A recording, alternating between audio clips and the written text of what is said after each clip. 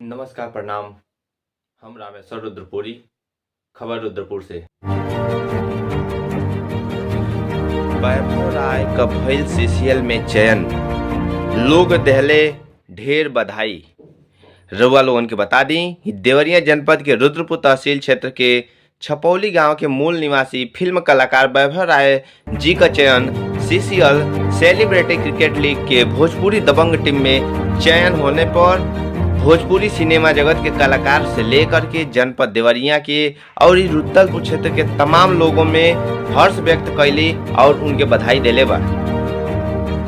लगातार 10 वर्ष से चल रहा इस सीसीएल टूर्नामेंट के 10वीं बार देवरिया के एकमात्र कलाकार खिलाड़ी का चयन भइला पर ये बहुत ही सौभाग्य के बात बा। ये अपने जवार खातिर आप लोगों की बता दी कि सेलिब्रिटी क्रिकेट लीग सीजन 10 का पहला बार देश के बाहर शारजा दुबई में आगामी 23 से 25 फरवरी तक खेलल जाई।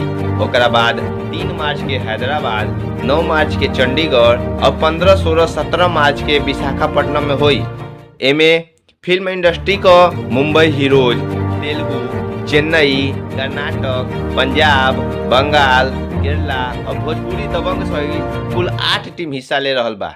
भोजपुरी दबंग टीम के कप्तान बानी मनोज तिवारी जी और वाइस कप्तान बानी दिनेश लाल यादव निरहुआ जी।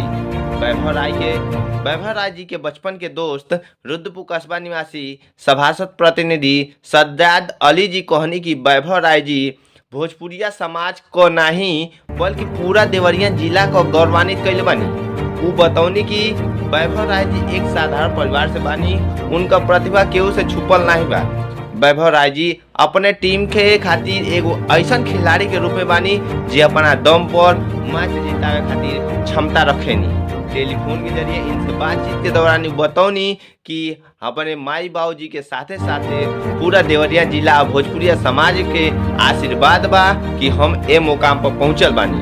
वो बतौनी कि भोजपुरी में 50 से अधिक फिल्म हम कैले बानी। एमे ए साल का सबसे सुपरहिट फिल्म रहल बा डोली सजा के रखना और संघर्ष। वो बतौनी कि आवे वाला समय में हमार फिल्म बा आपके प्यार में जौन जल्द ही सिनेमा घर में देखे की मिली। कुकी इंटरनेशनल फिल्म और काल टैक्स इंटरनेशनल फिल्म प्रोडक्शन हाउस के माध्यम से साल के 7 से 8 फिल्म बनावल जाई, जौना में हमार ओमे कॉन्ट्रैक्ट के रूप में चयन हो चुकल बा।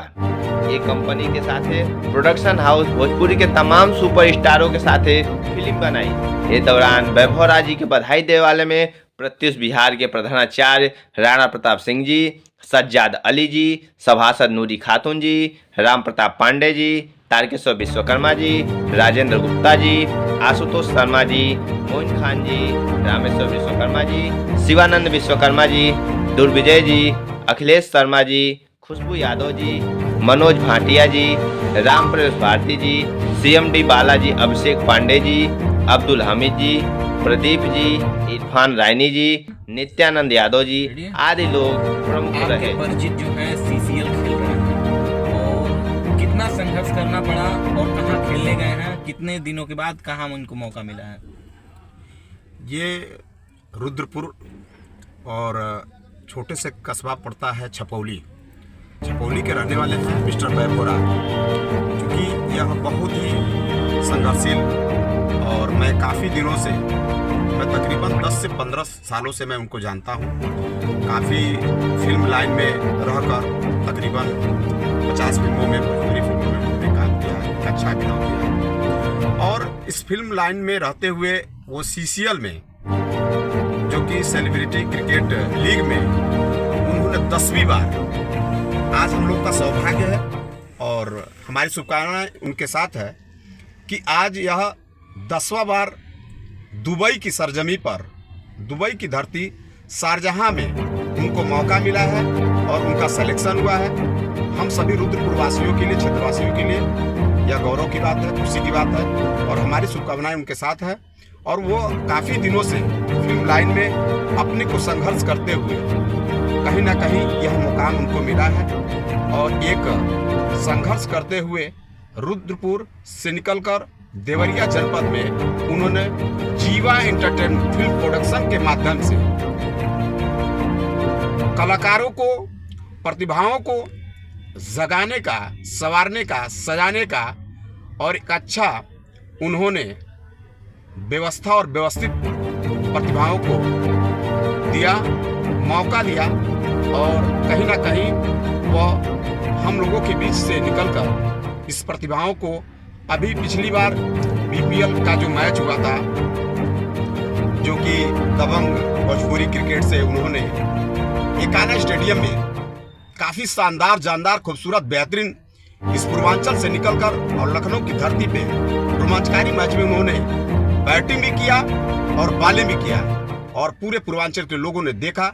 और हम लोगों को बड़ी खुशी की बात है कि इस रुद्रपुर से निकलकर छपौली से एक छोटे से गांव से निकलकर उन्होंने एक अच्छा मुकाम हासिल किया और हम सभी के लिए यह बहुत ही खुशी की बात है। क्या नाम है आपका? मेरा नाम सज्जाद अली है।